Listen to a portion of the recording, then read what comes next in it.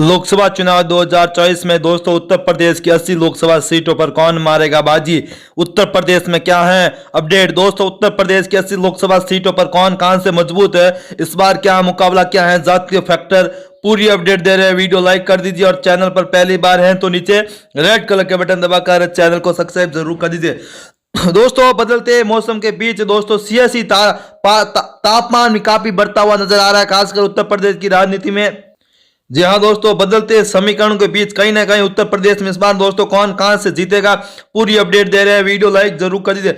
सबसे पहले बात करेंगे सहारनपुर लोकसभा सीट की, तो दोस्तों ये सीट इस बार बीजेपी यहां पर इस सीट को जीत सकती है। जी हाँ दोस्तों, फलोदी सट्टा बाजार के अनुसार सहारनपुर लोकसभा सीट भारतीय जनता पार्टी के कब्जे में जा सकती है, जबकि कैराना लोकसभा सीट की बात करें तो यह सीट बीजेपी वालों के पक्ष में जाती हुई नजर आ रही है। जबकि मुजफ्फराबाद लोकसभा सीट की, मुजफ्फरनगर लोकसभा सीट की अगर हम बात करेंगे दोस्तों, यह सीट पर भारतीय जनता पार्टी का कब्जा हो रहा है। जबकि दोस्तों अमरोहा लोकसभा सीट इस बार बहुजन समाजवादी पार्टी के हाथ से निकल सकती है और ये सीट दोस्तों एनडीए गठबंधन के खाते में इस सीट जा सकती है। जबकि नगीना लोकसभा सीट की अगर हम बात करें तो ये भी सीट दोस्तों बीजेपी के पक्ष में जा सकती है।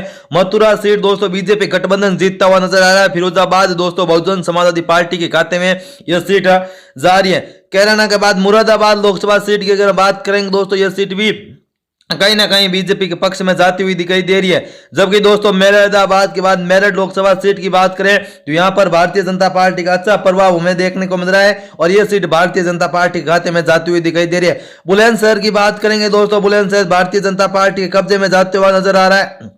जबकि दोस्तों आगरा की बात करें तो आगरा पर भारतीय जनता पार्टी का प्रभाव होता हुआ नजर आ रहा है, ये सीट बीजेपी के पक्ष में जा रही है। सांभल पर दोस्तों बहुजन समाजवादी पार्टी को बड़ा झटका लग रहा है, समाजवादी पार्टी यहां पर जीतती हुई दिखाई दे रही है। मुजफ्फरनगर लोकसभा सीट की बात करें, ये सीट बीजेपी के पक्ष में जा रही है।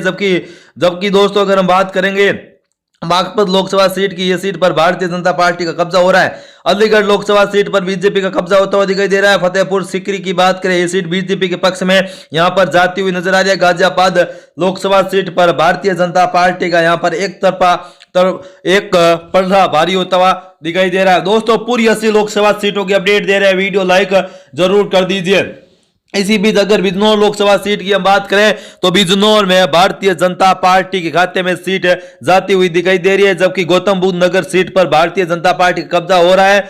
जबकि लखनऊ लोकसभा सीट पर राजनाथ सिंह की बड़ी जीत हो सकती है। यहां पर दोस्तों फलोदी सट्टा बाजार के अनुसार राजनाथ सिंह का बड़ा प्रभाव देखने को मिल रहा है। जबकि बायदू बात करें तो यहां पर भी दोस्तों बीजेपी का कब्जा होता हुआ नजर आ रहा है। जबकि दोस्तों पीलीभीत लोकसभा क्षेत्र में बीजेपी को बड़ा झटका लग सकता है। जी दोस्तों, वरुण गांधी का अगर टिकट करता है तो यहां पर दोस्तों बीजेपी के खाते सीट निकल सकती है और यह सीट बहुजन समाजवादी पार्टी के खाते में सीट आ सकती है। लखीमपुर खीरी की सीटों की बात करें तो दोस्तों यहां पर भी भारतीय जनता पार्टी का प्रभाव देखने को मिल रहा है और यह सीट भारतीय जनता पार्टी के खाते में जाती हुई दिखाई दे रही है।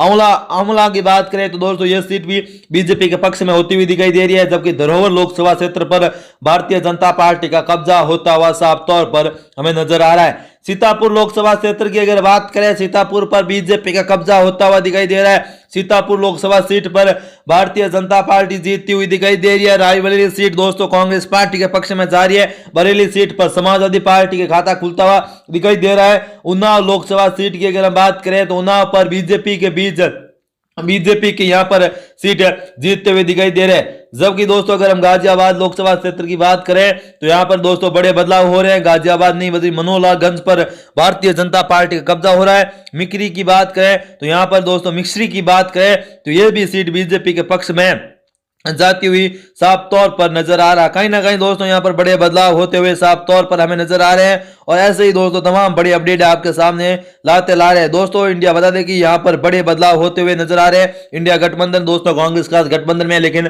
बहुजन समाजवादी पार्टी अभी तक गठबंधन से दूर है। अमेठी लोकसभा सीट दोस्तों इस बार राहुल गांधी जीत सकते हैं। जी हाँ दोस्तों, फलोदी सट्टा बाजार के अनुसार यहां पर राहुल गांधी सीट जीत सके। अदुरई पर बीजेपी, जबकि शाहजहांपुर बहुजन समाजवादी पार्टी, सुल्तानपुर लोकसभा सीट पर बीजेपी, प्रतापगढ़ लोकसभा सीट पर भी भारतीय जनता पार्टी का कब्जा होता हुआ हमें दिखाई दे रहा है।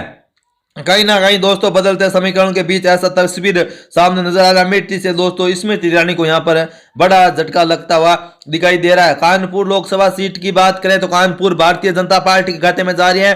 फुलपुर से भी भारतीय जनता पार्टी का कब्जा होता हुआ दिखाई दे रहा है। इटावा पर भारतीय जनता पार्टी एक तरफा जीत रही है। बाईचीज पे भारतीय जनता पार्टी यहाँ पर जीत हासिल करती हुई दिखाई दे रही है। हमीरपुर पर बीजेपी का प्रभाव देखने को मिल रहा है, जबकि फर्रुखाबाद लोकसभा सीट पर भारतीय जनता पार्टी यहाँ पर बड़ा कब्जा जमाती हुई नजर आ रही है। जालौन पर भी बीजेपी का कब्जा हो रहा है। कन्नौज पर दोस्तों कन्नौज यहां पर बड़ा उलटफेर हो रहा है। कन्नौज पर बीजेपी जीतती हुई दिखाई दे रही है। इलाहाबाद लोकसभा सीट भी बीजेपी के पक्ष में जा रही है। फतेहपुर सीट पर बात करें तो यहां पर बहुजन समाजवादी पार्टी जीतती हुई दिखाई दे रही है। तो गोड्डा लोकसभा सीट पर भारतीय जनता पार्टी का कब्जा हो रहा है। झांसी सीट भी दोस्तों बीजेपी के पक्ष में जाती हुई साफ तौर पर नजर आ रही है। बांदा लोकसभा सीट की बात करें तो यहां पर भारतीय जनता पार्टी का कब्जा होता हुआ साफ तौर पर हमें नजर आ रहा है। जहां दोस्तों यहां पर भारतीय जनता पार्टी का कब्जा होता हुआ दिखाई दे रहा है।